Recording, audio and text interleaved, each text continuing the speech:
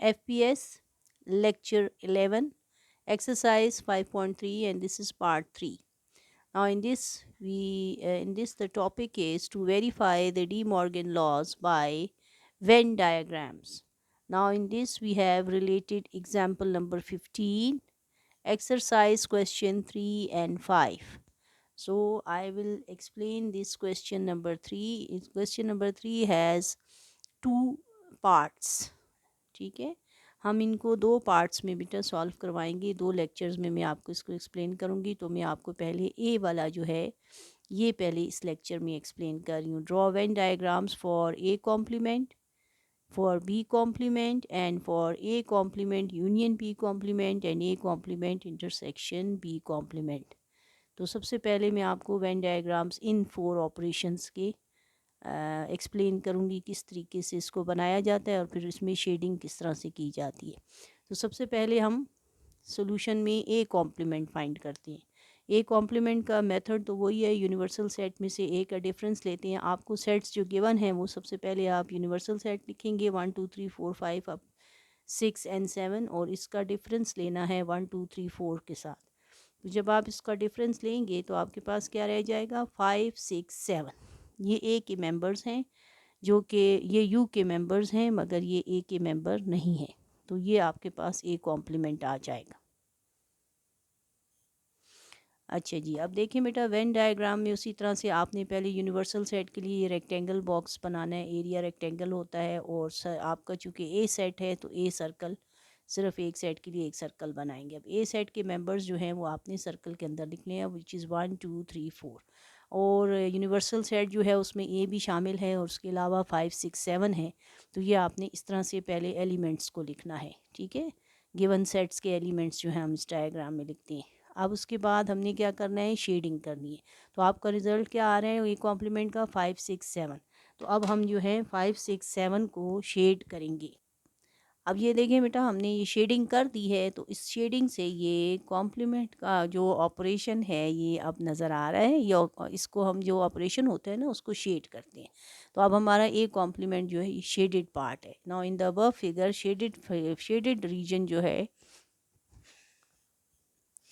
अच्छा जी, shaded part जो है ये ए कॉम्प्लीमेंट को ज़ाहिर कर रहा है, ठीक है। अब हम बी कॉम्प्लीमेंट भी उसी तरह से फाइंड आउट करेंगे। सबसे पहले यूनिवर्सल सेट में से आप डिफरेंस फाइंड करें बी का।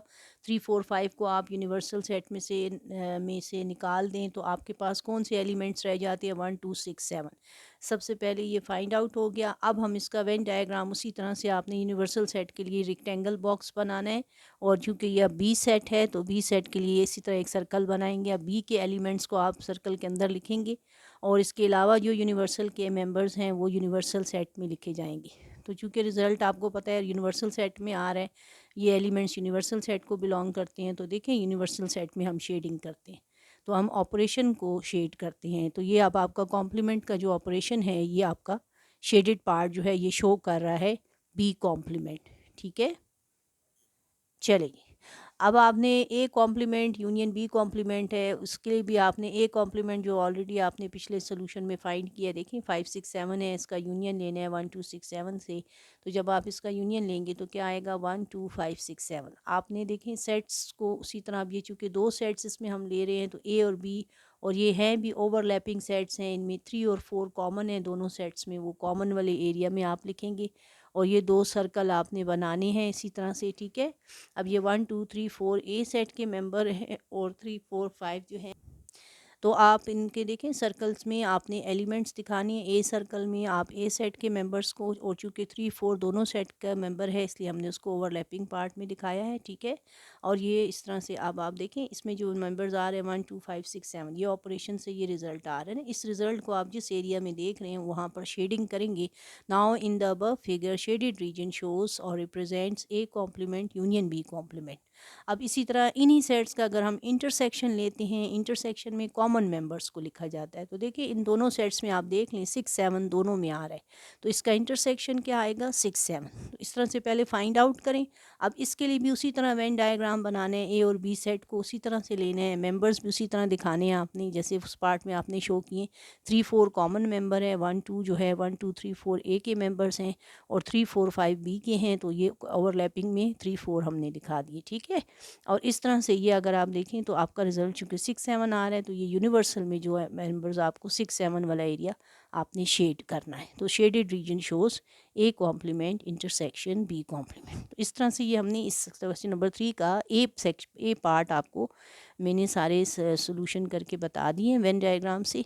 अब इसका बी पार्ट जो है आप नेक्स्ट लेक्चर में देखेंगे, उसके बाद फिर मैं आपको प्रैक्टिस के लिए क्वेश्चन दूंगी, ठीक है। तो आप इसका नेक्स्ट लेक्चर भी ज़रूर देखें इस क्वेश्चन को, उसमें हम कंप्लीट करेंगे। Thank you so much.